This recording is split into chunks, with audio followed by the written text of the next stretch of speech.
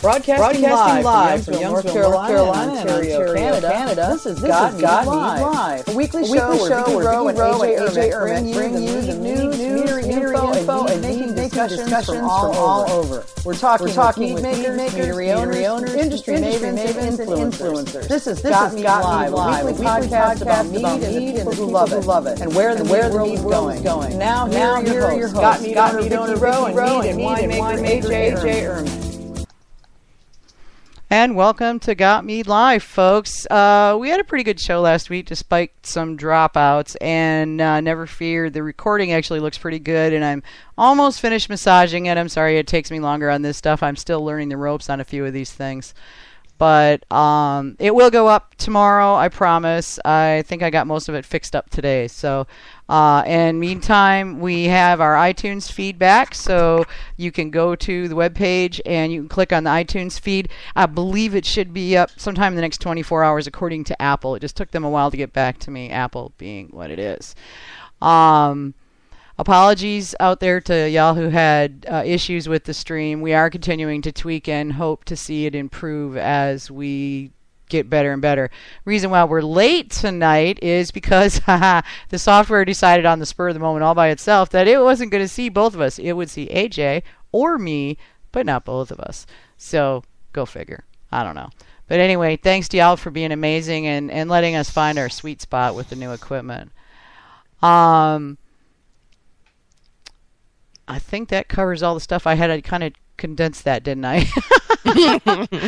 All right. In non-mead related news, if anybody's interested in knowing more about how we do this, feel free to drop me an email, and I'll tell you as much as I've figured out so far, which is to say there's still things to learn. There's always things to learn. And I am just kind of picking this up as I go and stringing pieces together to make this all come together. So it's an interesting thing. I might even do a podcast, or I might even do a blog post about it. The trials and tribulations of making Got Me Live. So, all right, AJ, you want to pick up with the welcome? We got to get our routine going on this stuff, don't we? All right. Well, finally, welcome to Got Mead Live, a show where you can meet all sorts of people who impact mead making, including beekeepers, honey specialists, and people who turned a hobby into a business. As always, it's party time here at Got Mead Live. Your host is Vicky Rowe, owner of GotMead.com, and myself, AJ Ermit, longtime winemaker, beer brewer, mead maker, and all-around bad example, really. And don't forget Keeper of the Toothless Rabbit. And Keeper of the Toothless Rabbit. He got into the habanero sauce today. Oh, my God. I don't know what's wrong with him. And, he didn't stop after the first lick, either. Oh, my God. He's a nut bar. Yeah, that's crazy.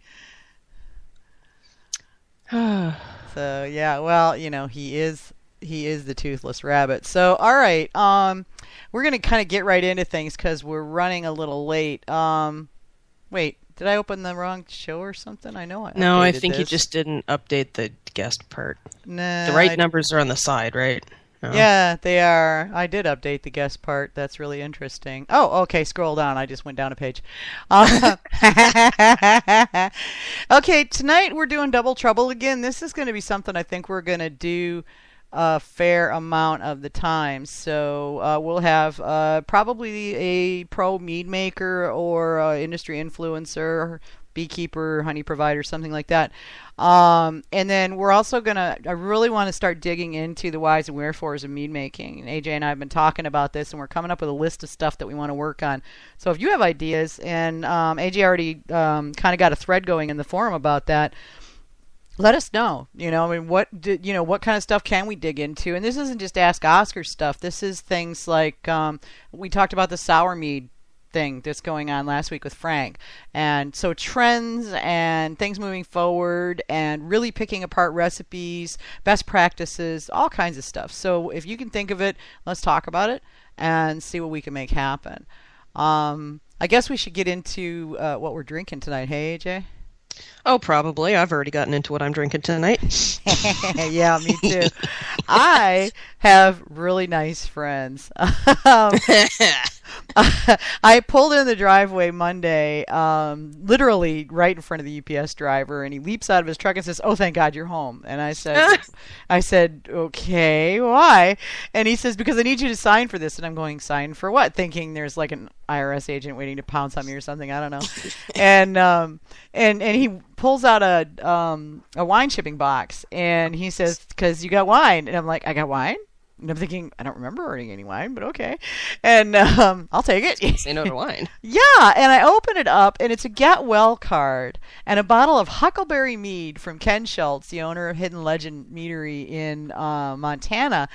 And he's so sweet. He felt sorry for me because I couldn't go to the Mazer Cup, and sent me a Get Well card, a bottle. He knows I adore his Huckleberry Mead. Last time I was in Montana, I lugged home 4 bottles of this stuff in my suitcase and had to stuff jeans in my tote bag and to come in under the weight.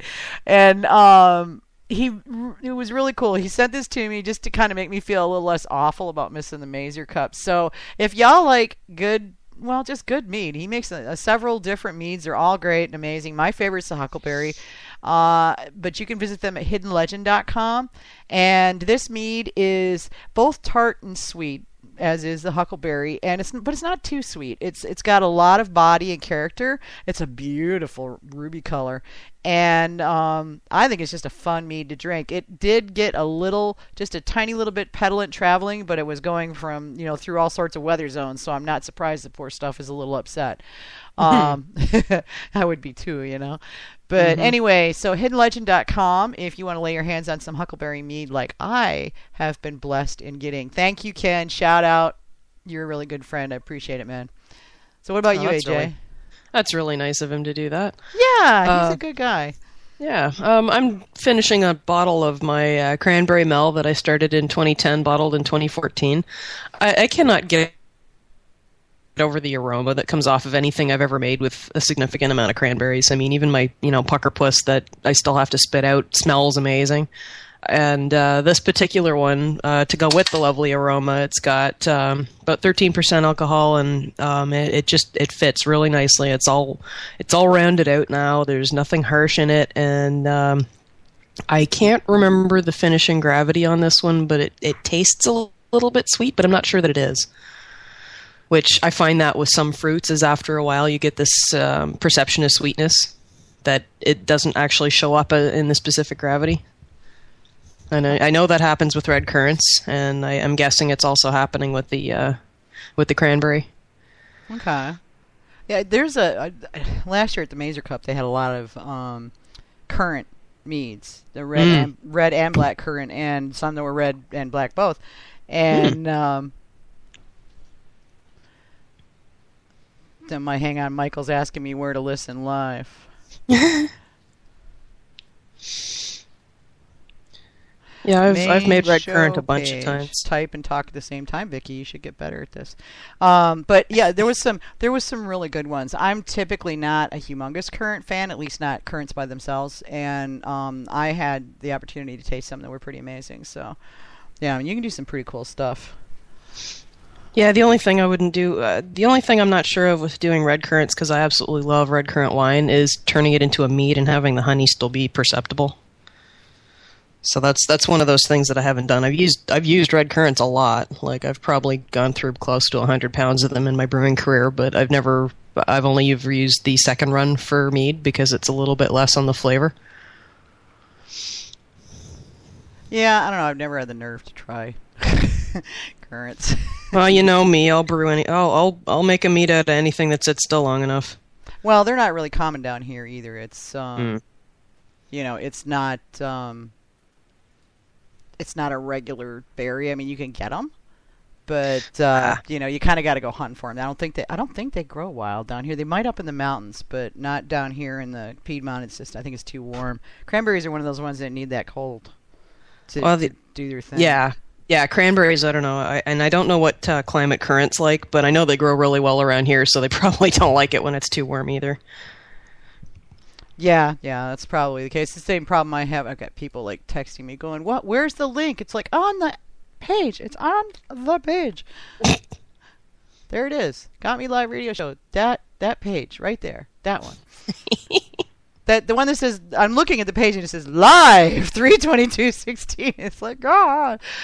Okay, guys, I can only multitask so much before I become incoherent. I'm just not that talented.